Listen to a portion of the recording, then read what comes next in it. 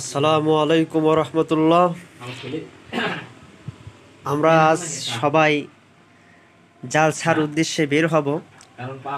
রাত 2:30 না, আচ্ছা 2:30 অথবা 3টার দিকে। আপনারা যারা যাইতে ইচ্ছুক গরুর গোস্ত খাইতে, তাবারক দিবে গরুর গোস্ত দিয়ে।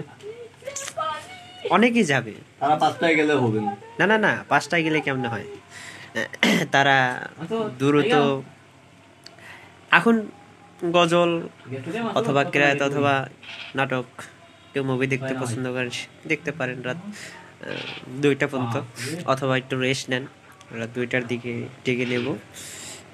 এখন এটা বলার জন্য ছোট্ট একটা টিপস বা ভিডিও পেশ করছি।